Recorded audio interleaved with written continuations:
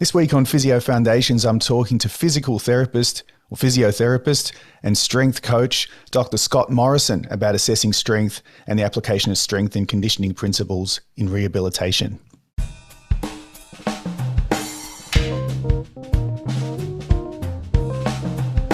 Welcome to the Physio Foundations podcast for another week. This is a podcast about the knowledge and skills that provide the foundation of expert clinical practice. And my guest this week is Scot Morrison from Portland, Oregon, formerly from Portland, Oregon in our chat before the podcast, but now in Florida, USA. And Scott's a board certified orthopaedic physical therapist, certified strength coach. And this is the first time we've had a chat. We've had lots of discussions on social media and different emails. So I thought, why would I not record this for the podcast? There's going to be some golden information. And we finally set up a chance for a Zoom. And because I'm a sharing kind of guy, I thought I'd share the conversation with you. So we'll let Scott tell us all about his background and who he is without too much of an introduction from me. So Scott, welcome to Physio Foundations and thanks for coming on board for a chat. Hey, thanks for having me. Glad timing worked out for us. It sure did. So let's do a bit of a brief introduction to you and what you do. So I've mentioned you're an orthopedic physical therapist, also a board certified strength coach. So how long have you been a physio or a physical therapist for? And before that, where did you work as a strength coach? Yeah, so I started working more in just a typical college gym as a trainer, I think 2006 or 2007. So I usually tell people around 2006, 2007, I started paying my bills by doing exercise and coaching. And then somewhere around 2009, I realized that I wasn't going to pay many bills that way and went back to PT school. So that was basically through that time. I held a few different roles. The more interesting ones were working as a director of a medical fitness center where worked with a lot of athletes one-on-one programming, worked with a lot of general population, also got to lead a lot of more broad population-based healthcare initiatives like diabetes, childhood obesity, stuff like that. So it was a interesting role that I got to do a number of different things. I was strength coach for a little while for a high school wrestling team as well during that time where I did that. So got some of the high school experience in there. Started PT school and did that while I also continued working at the other place. So finished up that, what is it? It's going on getting close to 10 years ago now, and came out and started off still doing a little bit of both, but kind of moved more and more into the PT and sports med world. Spent some time as director of medical services for the professional referee organization here within the Major League Soccer. Started my own practice where I do a lot of consulting at collegiate professional level as well as a few other places, and also treated full time. And then as of a little over a year now, transitioned into the tactical world where I work within the high performance sports team and I still do consulting and some education on the side. So yeah, those are the main areas. I've also been in slowly ramping up this PhD process in the background. So keep myself somewhat busy, and that's I think my career to date. Yeah, busy man. All right, so thanks for that introduction to you. So let's talk about some of the stuff that we can really use every day in physiotherapy practice. And so one of the things that originally got me interested in having a discussion with you, and I think you contacted me as well and DMs on Twitter, was a shared interest in measuring strength. And so you've got a website called physiopraxis.co, which is filled with all this really useful information and resources for clinicians on how you can measure strength in clinical practice. And you and I have just recorded a podcast for the Monash Musculoskeletal Research Unit podcast, or MMRU podcast, just before talking here. So if listeners are interested in more the research-focused discussion that we had, you can go and look that episode up. But I really want to talk more generally to clinicians who are potentially going to upgrade their methods in clinical practice and start measuring strength more accurately. So can you tell us a little bit about your interest in measuring strength and, what you've developed on that website? Yeah, so the interest in measuring strength comes from the fact that most of what I deal with is humans who are moving, and they're typically moving within a very specific situation with near or maximal levels of performance, right? So time is constrained, like we were talking about, and so force then needs to be something that is relevant there. Measuring strength, I'd say early on, the interest came just from lifting weights, and you always wanted to see how much you could bench press, right? And then all of a sudden you realize, oh, okay, it's not just the bench press, squat and deadlift matter too, and you go compete in powerlifting some. And so you start some of that formal type looking at, okay, where we go and we now get tested at this point. And during that time period, undergrad also started doing, we did a paper on grip strength in powerlifters. So then started looking at a little bit of formalizing, all right, so just these are strong people, but grip strength isn't necessarily always what we'd expect from that group. And that got me thinking, all right, why is this, right? So what is strength actually? Because if you tell someone, that person's strong, you have a general idea of it. And there's a variety of tasks that you would have an expectation of that individual's ability to perform within that task. But there's no way to measure that. We can't really quantify it, right? So this is where the idea of strength as a construct is important, but we need a way to actually define that. So we need to operationalize our strength. And most of what we do in a clinical setting is take a isometric peak measure. Why do we do that? Well, because it's the most stable method, it's the easiest method, and it's probably the most fundamental thing that matters. Everything seems to come from that basic level of strength. So that's kind of what got me interested and started looking into it. And then you start realizing that, well, joint angles matter, and the cueing that you use matter, and this whole host of a test is not a test. It's not a test, right? You can do the same thing and get very different results. And then you start thinking, okay, well, this whole concept of reliability isn't just about arrows around a bullseye. It actually matters from a clinical perspective, right? You should be able to go in, and what we want is to say, this person produced this much torque, and then be reasonably confident that if we measured them again within a short enough time period where adaptation did not occur, or someone else came and measured it, they would get something roughly within that same area. And that's the fundamental thing, is how do we do that as clinicians? Because it's very important that when we go in and we think that we're measuring something, that we're actually measuring what we think we're measuring. It's actually more dangerous to do it wrong and then confidently go into the unknown than it is to do it not at all and just say, yeah, I don't know. Because if you don't know, you approach the world differently, right? If you walk into a house and the lights are off and you've never been there before, you're going to walk very differently than if you walk into your own house and the lights are off, because you think you know. Now, if your partner rearranged the furniture and didn't tell you, you walked in confidently, but you found out reality and your belief did not match up. And that's really where a lot of times I found both in my own practice, but also working with students and teaching, a lot of times we believed that measuring strength mattered. But then what we did was not measuring the thing that we wanted to measure. And then we had this number that we thought represented strength, and we were using it to make decisions off of. And yet it did not actually, if you went back, you would not get the same measure, right? And let alone the whole debate about whether or not that strength measure mattered for the thing that you told your patient, right? Okay, you're going to have a 50% reduction in your risk of re-injury because of this. You didn't measure the thing, and you don't even know if the thing matters. So we're far enough away when we're starting to deal with proxies that we want to do a very good job with it.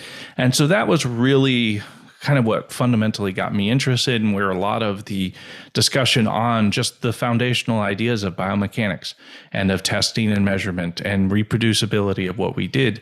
And then so reliability being that whole, can we repeat within a reasonable margin of error the same thing over and over? And then validity starting to be, instead of this whole thing that you remember dimly being taught in uni at some point, validity is how you interpret those data to your situation. That's really, it's on you, right? It's you, it's not me. That's in my slide when I talk about this, I have that as, the whole classic breakup is it's not you, it's me. Well, no, it's you, right? It's your job with strength to take those measures, and with any measurement, it's your job to interpret that to that individual. And so all of those concepts is really why I started putting this together. It was both as I dug deeper into it, and also instead of, I get a lot of questions, and it's easier to refer people to a single source than it is to repeatedly type it out each time. So that was the other initiative for it. You get questions on social media, but also within your work and colleagues, and you'd be answering the same question and answering the same question, principles over and over. So you've got your website and your other outputs to sort of summarize those principles. So let's talk about those, because they're really important. Say I'm measuring somebody's knee extensor strength post ACL reconstruction, and that's a really important outcome measure. We've got lots of research that says that knee extensor strength is related to lots of other patient outcomes. So we want to do a really good job, and not just guess what their strength is based on guessing. You want to measure it, but that's not enough, is it? You do need to measure it properly. So let's talk about the specifics of how you might set somebody up and the variables that you might consider. Yeah. So the first thing to consider is whether or not they're appropriate for a maximum test, right? So usually post-op is not going to be a problem. Pain will limit it to some point, but something as simple as, I usually test at 90 degrees. If I don't have access to an isokinetic device, if I do, I'll set them up in 60, just because it's easier to set up there. But so stage one is if their knee is all blown up and angry, you don't really need to do a max test at that point to know that things are going on. So it's really that step one is this measure going to be meaningful for me right now, right? If they come in and they're blown up and upset, you already know what you're going to do. A difference in the strength test tells you nothing that's going to change your process. And so maybe not the time. So knowing when you want to do it. Key things I'm looking for is a knee that's happy and enough range of motion to get them into position without pain, right? So that's step one. Step two then is, does the device that I have the ability to give me the units that I care about, right? That's one of the things that I'll tell people is when you measure something, the device that you use should spit out the units that matter to you, right? If it's giving you a measure in noodles per package, it probably doesn't matter if we're talking strength, there are basic characteristics, right? So here we know newtons is our measure of force. We usually convert it because we think in the idea of kilos or pounds, but those are more of a measure of mass because of the gravity. But it's fine to kind of clinically visualize it there. But newtons are kind of what we're thinking about. So does my device have the ability to do that? And then does it have the ability to do that at the rate of measurement that I'm doing? And this is where some of the crane scales, I think, fall a little short, is there's a 1 to 2 second lag time between when the force is applied and when it captures it. And I've set these up 3 or 4 in line and just pulled at different rates to see what happens. And you'll see all sorts of variation in some of them versus the others. So you want a device that's actually capable of telling you what happened during that time point. And this is just basic signal collection and data processing type thing. So once you've got those, then it's a matter of, all right, so let's talk knee extension, right? So we're sitting the person down. We're going to measure with the knee at 90-degree angle. Well, fixation is very important, and we have a few different things that need to be fixated. One is the patient themselves. They need to fixate. If they're moving around, you're changing the joint angle. You're giving them the ability to do other things or even lift themselves off the seat. If they're coming off the seat and there's no hard stop, you are measuring how much torque it takes to lift them out of the seat, not how much their knee is capable of producing, right? So fixating them on the device. Make sure that the box or table or platform or plinth that they're sitting on is strong enough to handle the forces that they're putting out, right? Everybody's seen some real rickety setup somewhere, and I've had people tell me about breaking tables doing this. Like, be sure, safety is important here. And then the setup of your equipment matters. The strap that you're fixating their ankle with, it needs to be something that's capable of handling the force that's going to go through it. It also needs to be comfortable. If it's uncomfortable, you're not measuring the amount of force that they can produce. You're measuring how much they can tolerate, right? So there's all these potential barriers that all the gauge measures is the amount of strain or the amount of force that went through it, right? It doesn't know why that force went through it. It just measures what went through it. So it's our job to make sure that the weakest link is the individual's ability to extend the knee. For knee extension, I just don't have people do it with a handheld aspect because you can't. It's too strong. It's kind of like the soleus. If you're testing the soleus by pushing down, people can push you up in the air well before you're going to hit max, right? So same typically with knee extension, you need to have enough force to be okay with this. So those are sort of your setup cues, right? So you have the fixation of the individual, and then you need the alignment of the line of pull. You want that line of pull to be a 90-degree angle with the moment arm. And the moment arm would be a straight line from the point where you're applying the resistance to the center of rotation for the knee. Now, in the knee, this also lines up with the lever arm, which is right that tibia. So you can just pretty much visualize that pretty easily. So once you've got all those set up, then the way that you apply the process matters, right? So you can do all that, right? But if one time you have person come in, pop right on and go after it, another time they have 4 of their buddies around after a warm up and everybody's yelling at them to go, go, go, you're going to get very different measures as well. So be systematic, the same warm up each time. So typically what I'll do is just standardize a more kind of 5 minutes on the bike. Maybe you do a couple walking lunges, some body weight squats, whatever it is that you want to build in. And then you go sit down. I'll usually do a 50% effort, 75% effort, and a 95 to 100% effort. And each of those efforts is my point to tweak the system slightly. If I see that there's more slack than I thought there was in the system, I get to cinch things down a little bit. So by the time they're hitting 90, not only are they warmed up, but I've tested my setup to where it's doing what I want. And then you go ahead and you do your tests. Make sure you're resting long enough in between. The research is all over the place on this.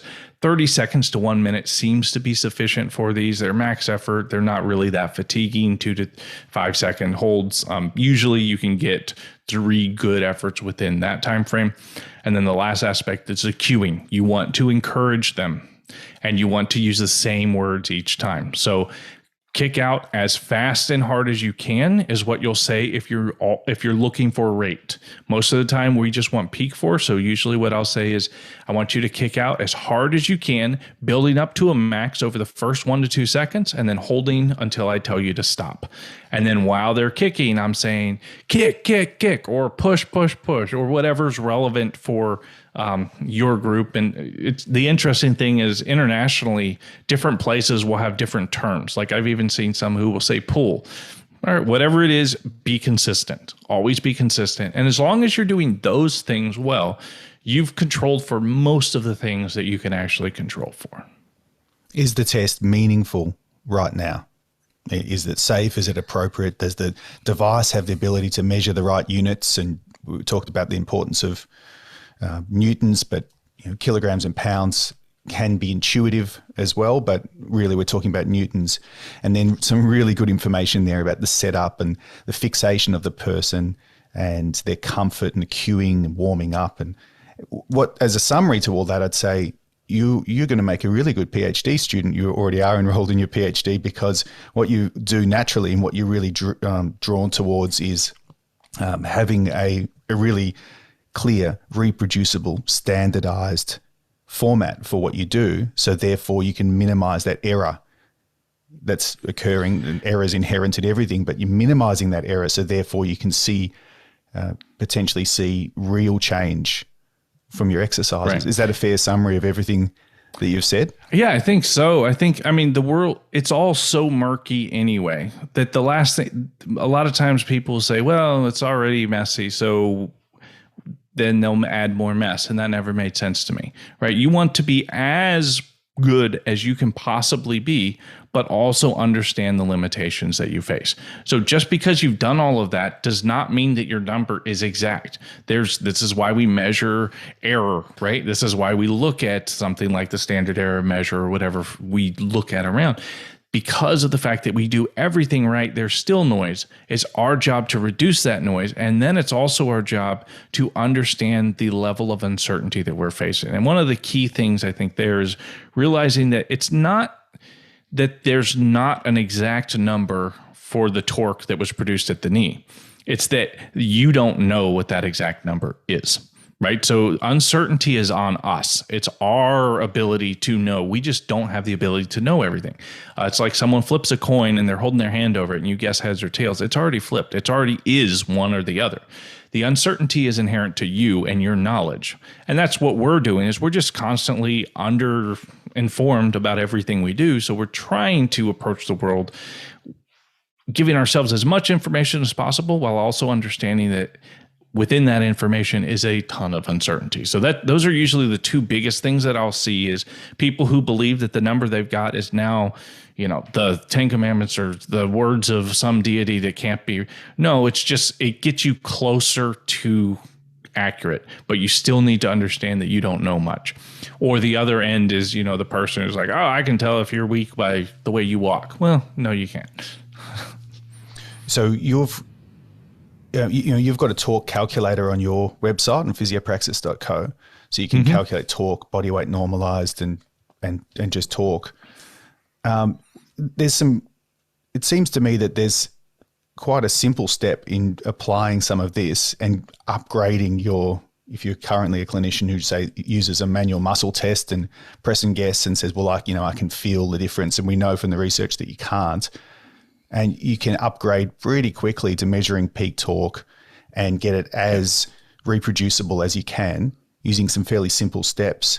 And then you can use apps. You've got an app and you've got a torque calculator on your website. And why is it important for people to consider torque and body weight normalized torque rather than just measuring peak force?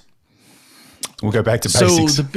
Yeah, right. So it's because the torque is equal to the force times the moment arm times the angle, basically the sine of the angle of the angle that you're measuring at. So we measure at a 90-degree angle to make that one so we don't have to think about it. So the things that we care about is moment arm and force.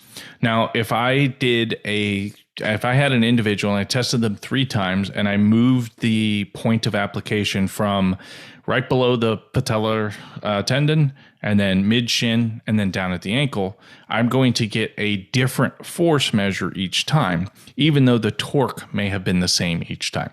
So if you are measuring the same person and you always use the same bony landmarks and all you care about is symmetry, then force is probably okay because you're normalizing them to that situation.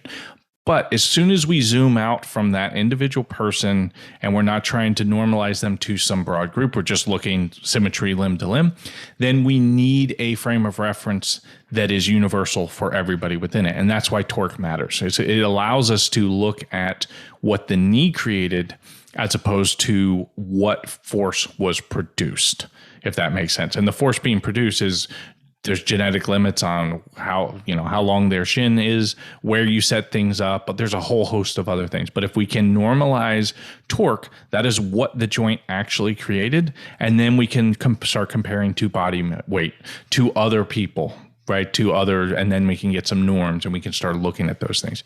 If your norms are based off of force, then you're just adding more error to the equation because those norms are not only based off of the variation in torque that was being created, but also the limb length of everyone who's being measured. So that's why we use torque, is it's just a way to really narrow things down and let us compare like with like.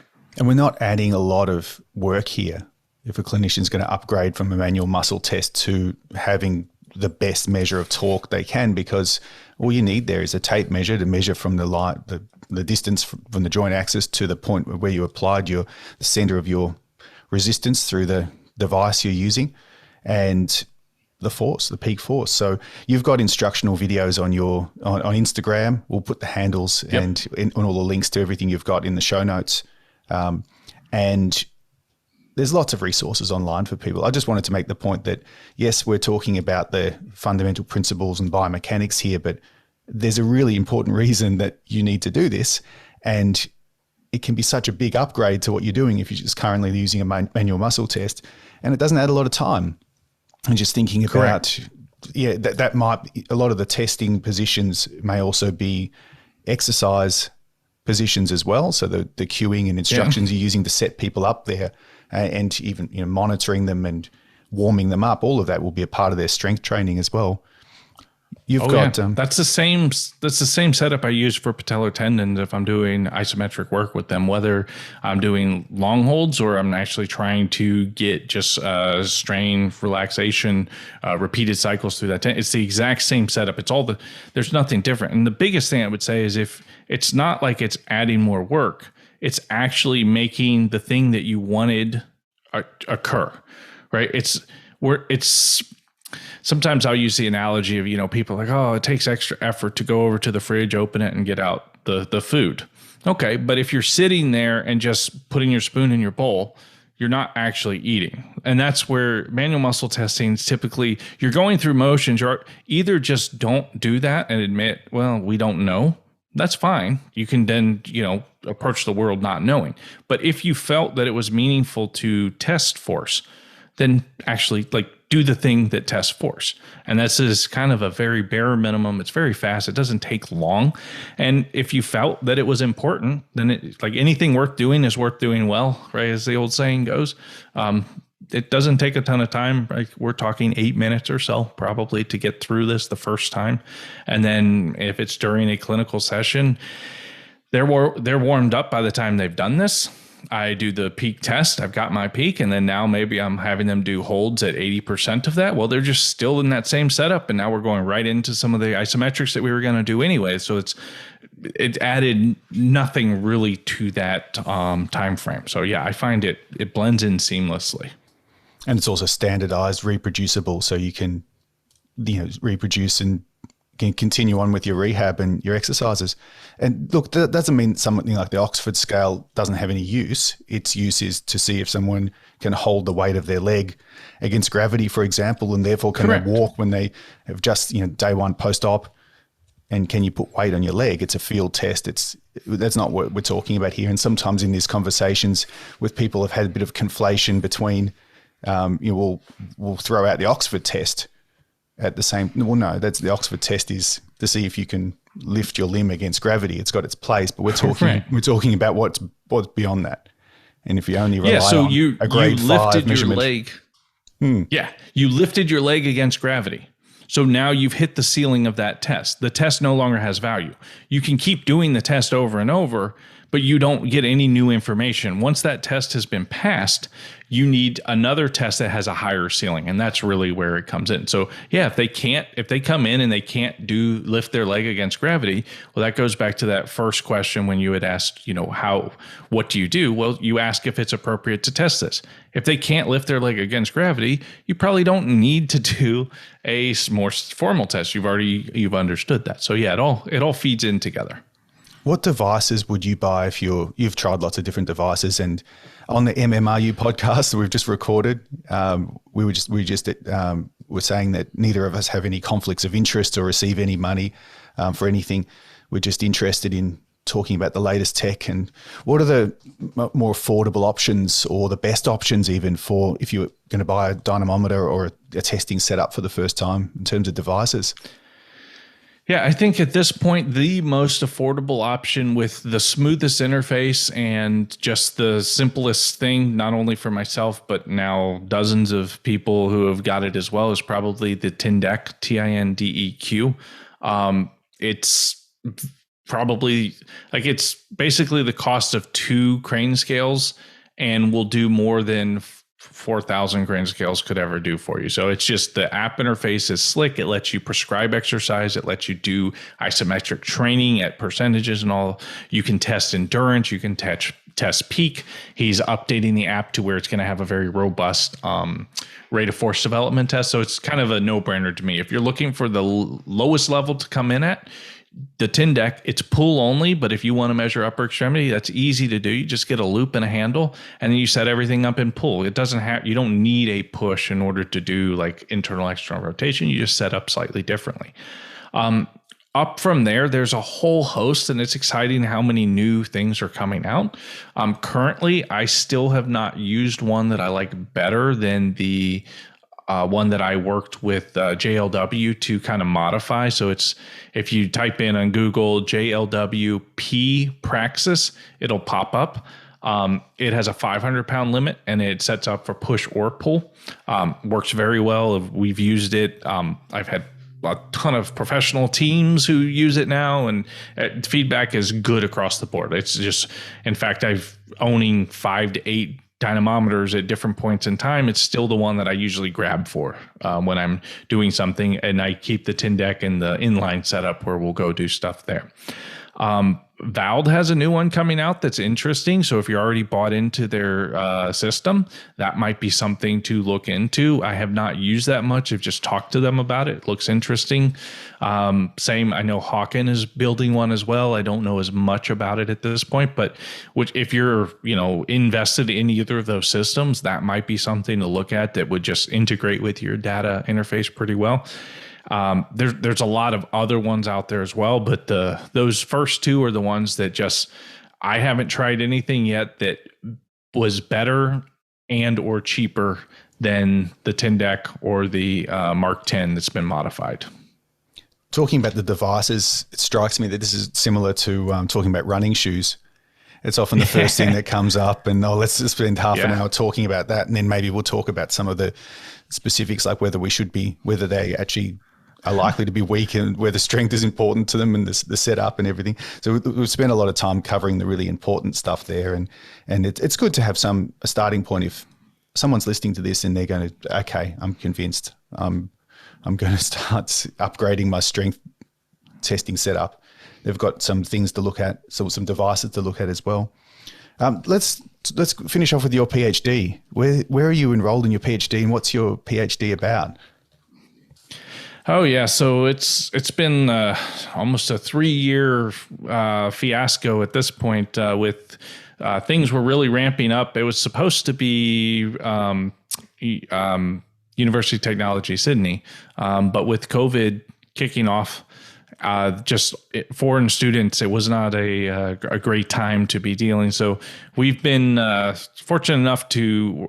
So I'm enrolled with University of Verona in Italy. Franco Impizzeri is my advisor, as well as Federico Scina and Patrick Ward, and we're looking into more psychometric properties and contextual validation of human force measurement. So it's kind of these basic principles of what is a force, right? What is strength? What does it mean to measure it? And are we doing that well? And how do we do it better? So when we say that we tested strength, what did we actually test? So to me, it's kind of going back to where there's a lot of discussion about these things that we tested strength, and then we looked at those things, and we have a whole host of centuries of people poking at things and figuring out how to measure it, that maybe we could do a little better about figuring out how to measure whatever this construct strength is that we're doing. So that's kind of the area that we're digging into, and it's been fun. You've chosen well with your topic. You haven't chosen a topic right? That's completely out of your field, although there's some merits in that. You learn different skills, and you'll learn enough skills in a PhD anyway you got to choose a topic that gets you out of bed in the morning. So yeah, right. It almost fits it. Almost the entire podcast episode is very similar to your PhD topic. Kind of within. Yeah. I mean, as I'm sure you've seen with many different people, when you're later in your career, there's a number of topics that would have done that. This one, just honestly, for me, what's fascinating is more measurement as a field is fascinating. And so doing measurement well, force is one of the things that I care about. So it's more of it's a vehicle to carry that aspect forward. And then some of the more interesting questions around, so I got a number, what does that mean?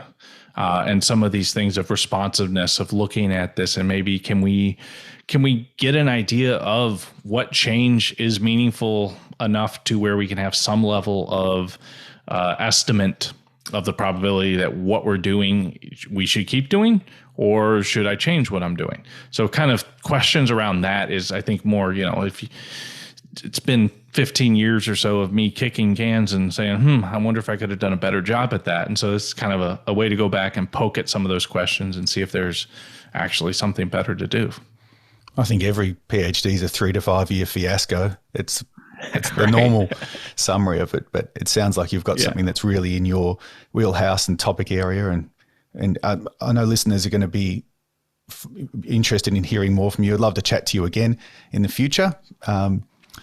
Any final thoughts on anything else I haven't asked you that you wanted to cover related to strength or rehabilitation? Not broad. I mean, the single fundamental thing, I think, is realize that we as humans are dealing with a cloud of uncertainty, and all we're doing is making decisions under uncertainty. And the more you understand how to make decisions under uncertainty, the more other things start clicking and making sense. The reason why testing strength seems to be meaningful is because it seems to be an anchor that allows us to reorient ourselves. I use the OODA loop all the time in both education and in my own thought process so it's observe, orient, decide, act. Comes from Boyd, who was a fighter pilot, but you'll see a lot of the same. The Cynefin framework is another one that there's a lot of different frameworks, but the fundamental thing is everything we do in life is dealing with uncertainty, making a decision, and then there's other things that happen, and we have to be fast enough to update ourselves so that we are responding appropriately to the situation that's in front of us instead of responding to the situation that we experienced 5 days, 10 days, right? A lot of times what we do is we respond appropriately for a situation that no longer exists, and that's a problem. So that's fundamentally where all of this stuff comes into play to me, is when it comes to this test well, and then training starts being simple when you just know, all right, if you can get very nuanced and it's fun to talk about all that stuff, but honestly, some drop sets, taking things to failure here and there, making sure you're getting good effort, you're probably checking boxes. And the more you can remove yourself and your own ability to mess things up from the equation, the better things are. Gold. Excellent. Thanks, Scott. What about I've mentioned physiopraxis.co, and what are your Twitter and Instagram handles so people can see all this great summary information that you put out there? I know your Instagram and your Twitter have a slightly different audience, and there'll probably be people from both of those audiences here listening to this. So what are your handles? And I'll pop them in the show notes as well. Instagram, it tends to be more educational. Like I have videos of all those devices we've talked about and sort of go through that and discussion of all of this stuff. It's physio_praxis. And then my Twitter is at SCOT_MORRSN. I tend to get a handful of angry Australians tweeting or private messaging me because of we made it this far in the conversation without doing that gag. I was going to ask you whether you've had some angry tweets sent to you. Yeah, all the time. Oh, wow. All the time. Have you had some funny responses? Have you sent some funny responses to people, or you just let them go? So no, I actually tag James Heathers anytime that somebody does that. So James Heathers is a researcher who's now in industry, but very quick-witted. So anytime that somebody tweets me, I tag James Heathers as my hired hand to set all of those things. And yeah, it's always quite funny. So if you can't find the business Instagram, if you go on Instagram at SCOTMORRSN, it's just my personal photography fly fishing one, but I have a link in there to my regular site as well. So those are the two main ways to get a hold of me. You can send me a message if you want to go through email. The website has a form where you can just drop in there, but honestly, in today's world, it's a lot easier just to drop a PM either on Instagram or Twitter, and makes life easy. Oh, that's great. Really, you're really generous with your time. And as I mentioned, this is how we got to have this podcast chat. And our original plan was just to have a big discussion and share ideas, which is so good, so natural, to make time for that. I know that you do that often. You've met with a lot of different people, and it's an important way of developing yourself and networking. It's so easy now, isn't it? You can just get onto Zoom and talk to people all over the world. There's really no excuse. So, look, that's really generous of you to put your offer to answer questions and put your details out there for listeners. So take advantage of that, everybody. And if you have any questions about those setups for strength measurement in clinical practice, you've got lots of resources there on Instagram and on Twitter. For the listeners of this podcast, if you've made it this far, thank you for listening. I'm sure you found the episode really interesting. And of course, if you did, you should share it, because there'll be someone else out there who finds it interesting as well. So please find the little 3 dots and find the share button and share it with your friends and on social media. And you can tag in Susanna and I at Periton Physio, and you can find all the links to all the different podcast players on our website, which is periton.physio. And until next time, this is Scott and Luke wishing you all the very best with your studying and professional development and lifelong learning. Thanks, Scott. Thank you, Luke.